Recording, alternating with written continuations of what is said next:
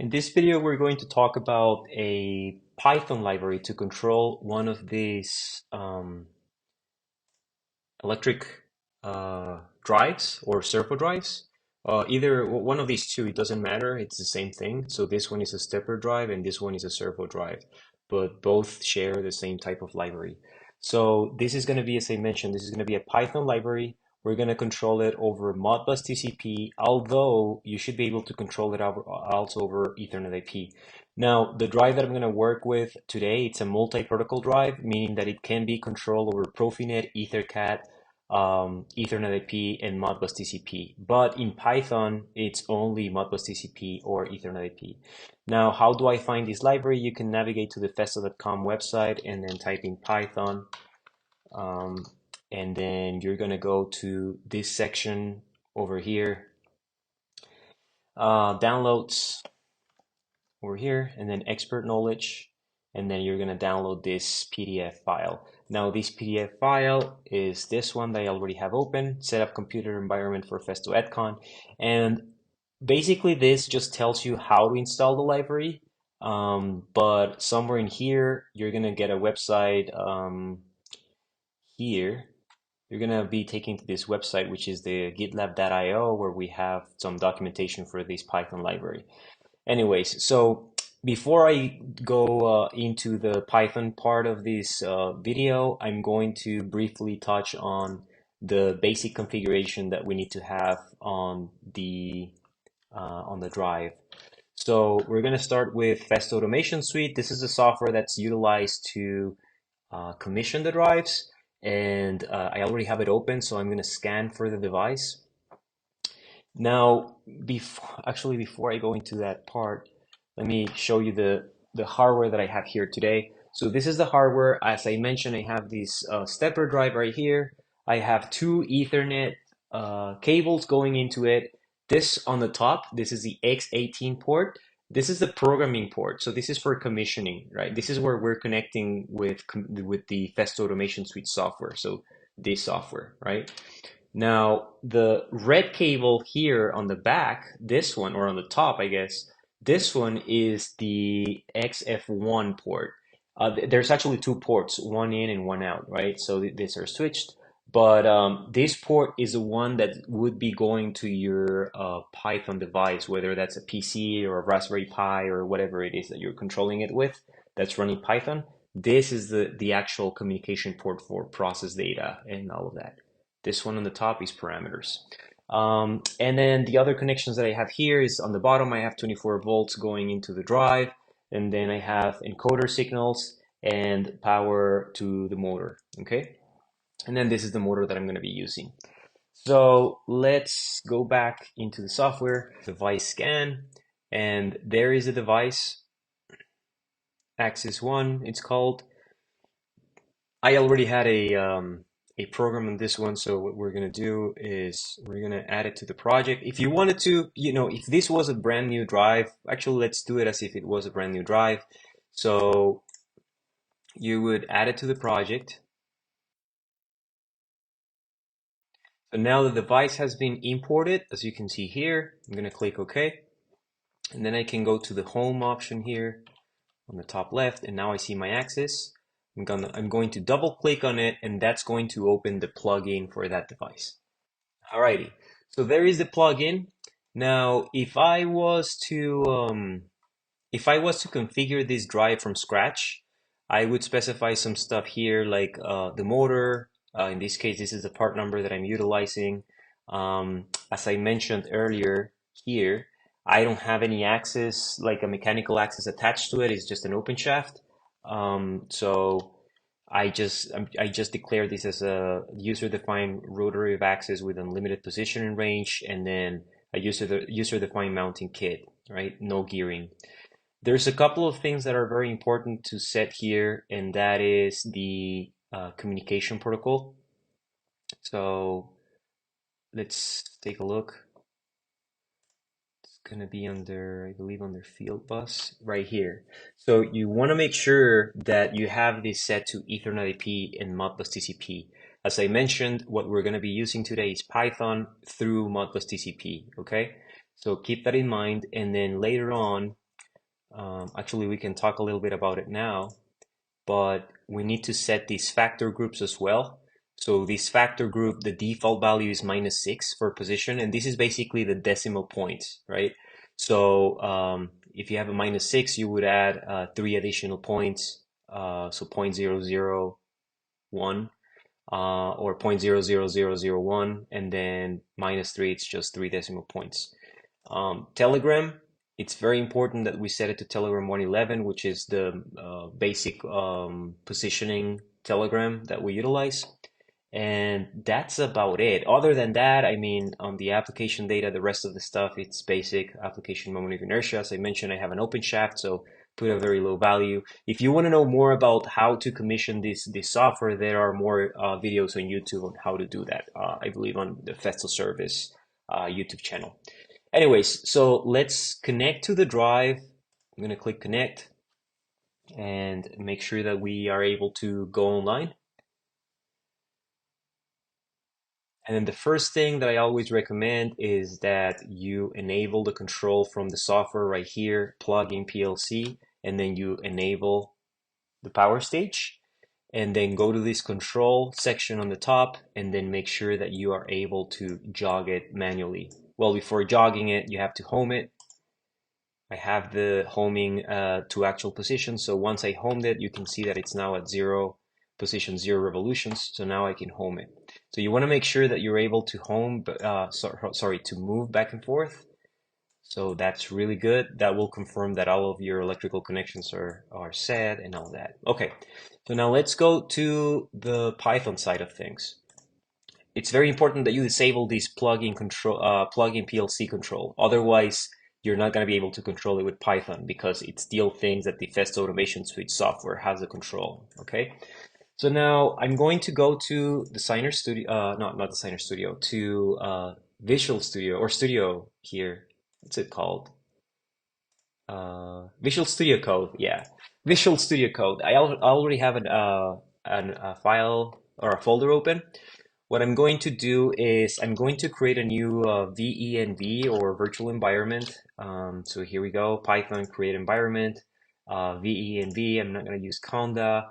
And then this is the interpreter that I want to use. So that's going to take a few seconds. Okay, so that's done. Now, one thing to clarify here, I'm not a Python expert programmer or anything like that, but my understanding is good practice to work in virtual environments. That way you can have only the packages that you're going to be using for that particular project. But this would also work with, just your standard Python instance running on your computer or on your Raspberry Pi or whatever. So let's make sure that this virtual environment was installed properly. Let's run a hello world Python program.py and then print hello world and make sure that this is running in the venv.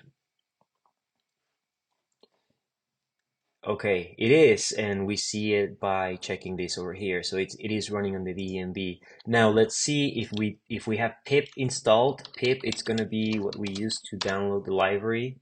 So we do have pip installed. I'm not sure if this is the latest version, but I think this will do. Clear? Yeah. Okay, so we're running in the venv. We have the hello world running. Perfect.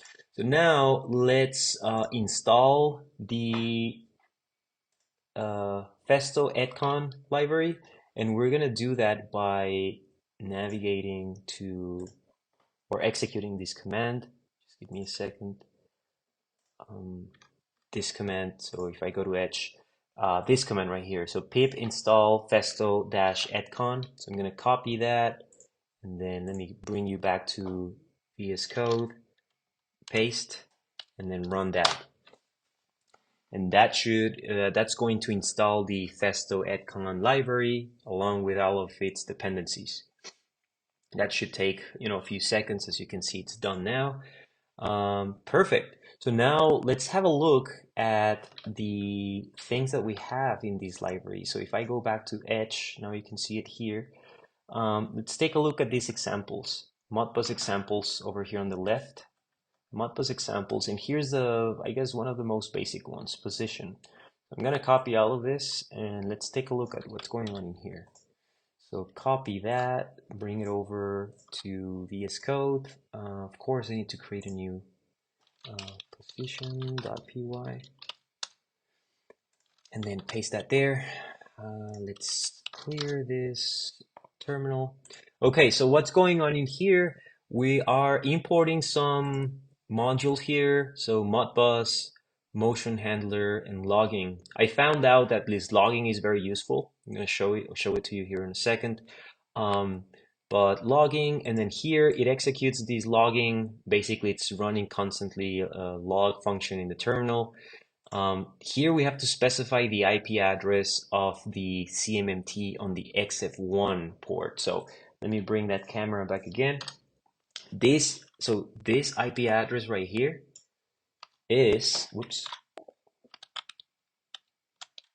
this IP address right there is the one on this port on the back, on the top, okay? So the XF1 port, it's not this one. So actually that brings me to an important topic that I forgot to mention in Festo Automation Suite, which is when you specify this, you remember that we set it for Ethernet IP Modbus TCP. Under Ethernet IP Modbus TCP, you gotta make sure that you set the right IP address, not the right IP address, but that you set an IP address that you know.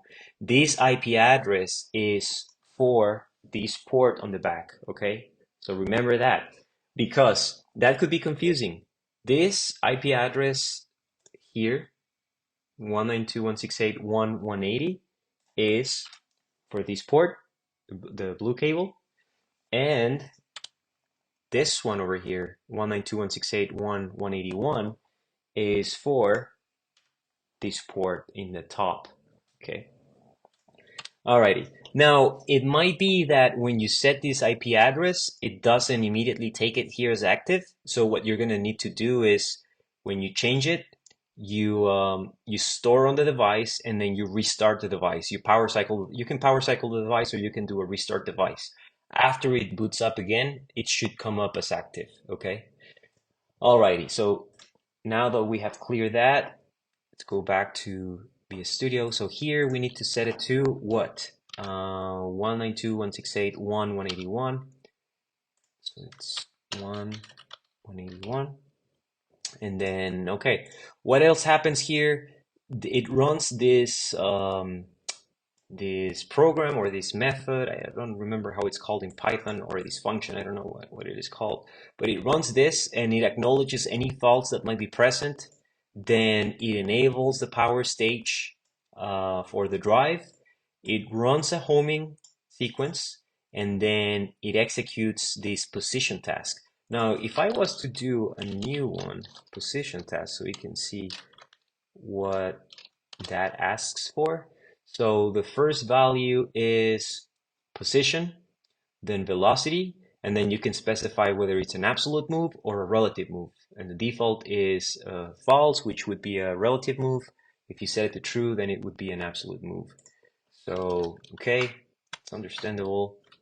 Let me change this position to, let's say, 1. This is relative, and then -5. Why is it relative? Remember, because I have not changed the default from false to true, right? Here I'm not specifying any of that, so the default is still false. Now the velocity is very high here, but even if I set a very high velocity and it's not achievable, it's just gonna go at its limit. So I'm gonna set it to something like, I don't know, 1,000, and then 1,000 here also. This one, which is an absolute move, I'm going to go to 10, and then I'm also gonna do 1,500. Actually, let's do a different one here. So let's do 2,000. Okay, so now I'm actually going to comment this out, this logging, so you can see the difference. So let me bring this view here so you can see the motor. Where do I put it so you can see it better? Probably here. Yeah, I think that should be good. Okay, so I'm gonna comment this logging portion here. Control K, Control C. Okay, and let's run this. Yeah, let's run it. So I don't know if you saw that. You probably saw it that it moved just a tiny bit, right? Why? Let's see. Let's see. Let's see if I command this in order for us to understand the factor group. Let me just command it. I'm commenting these two lines. Let's command it to 1 relative, and let's see what that does. So right now, the current position is position actual value is oh, let me get rid of this. Position actual value here on the right, it says 0.009, right? So let's go back to here and let's do that again. Remember, it's gonna execute this, so it's gonna set a 0 first, and then it's gonna execute a motion to 1. But we don't know what 1 means. It did something, right?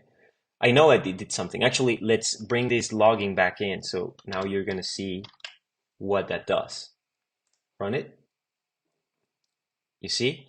So what happens here on the bottom is from here, right here, it checks the connection or establishes the connection, reads the information from the device, does some other stuff, enables a power stage, and so on, and then it executes a target position, and it checks the current position, and so on.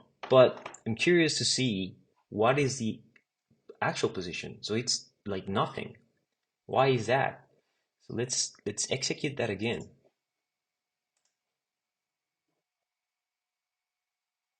1. Okay, let's see. Here it's like almost nothing. So what if I change the factor group from -3 to 0? This is gonna ask me to reinitialize the drive, as you can see here. So I need to reinitialize it.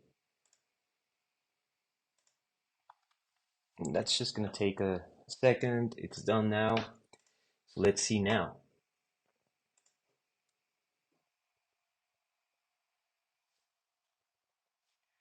Let me bring the view of the motor. So now it's turning. It's turning very slowly. Why is that?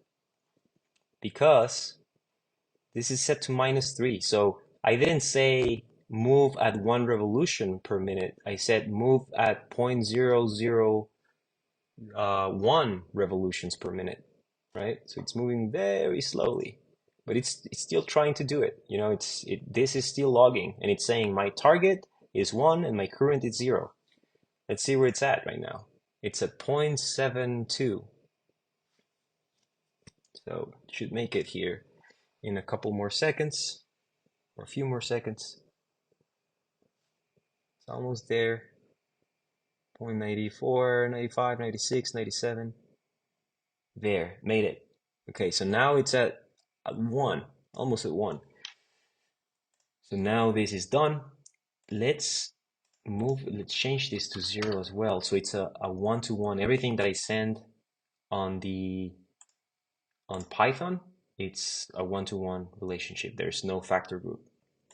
So let's do that again.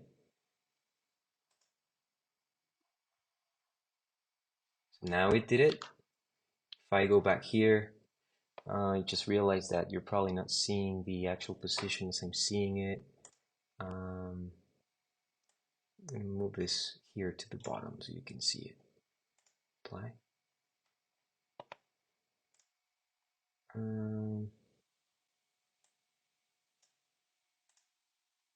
Okay, so this is the actual position. I changed the position here in the watch list so you can see it easier. Okay, so let's do that again.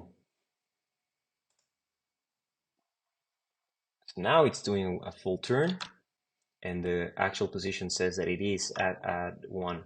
Okay, so now let's execute this that we wanted earlier, which are these 2 lines.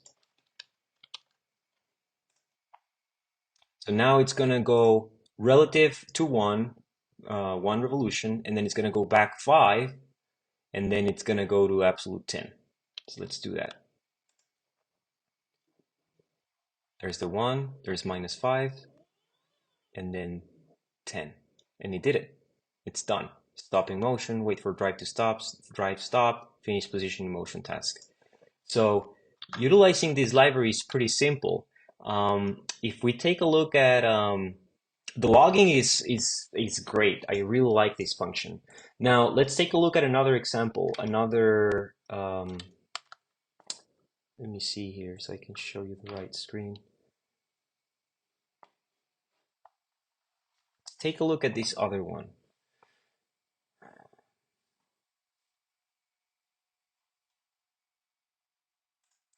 So here, let's see, for instance, velocity.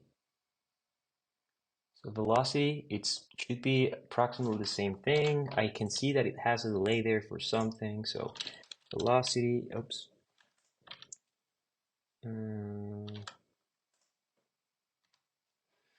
Let's create a new one, velocity.py, and then paste this code. All right, and then let's clear this terminal. So what's going on here, it's just basically importing time now, utilizing the same modules as before. Logging is still enabled. We gotta change this IP address to 181, and then it's doing the same thing, right? Clearing faults, enabling power stage, and then referencing task. Referencing task, I guess you could potentially eliminate that if you have, in your actual sequence you referenced it earlier. You don't have to do it every single time. But here, what's going on here? So velocity task, it says you have to specify a velocity and a duration for that velocity. So what I think is going to happen here, it's going to try to run at 50,000 RPMs, which is not going to do. Why not? Because if we look at this, let's go to Axis, open Axis, and then go to Axis again. This is the maximum velocity that you can achieve, 871. So I can specify 870. Remember that now the numbers are 1 to 1, right? Now take a look at this. It does take negative values now because it would spin in the opposite direction, in the negative value, right? So it's gonna go at 870 revolutions per minute for 3 seconds, and then it's gonna wait a second using this sleep, and then after that it's going to interrupt and then go to -500 revolutions per minute for 3 seconds. Let's see if that's the case.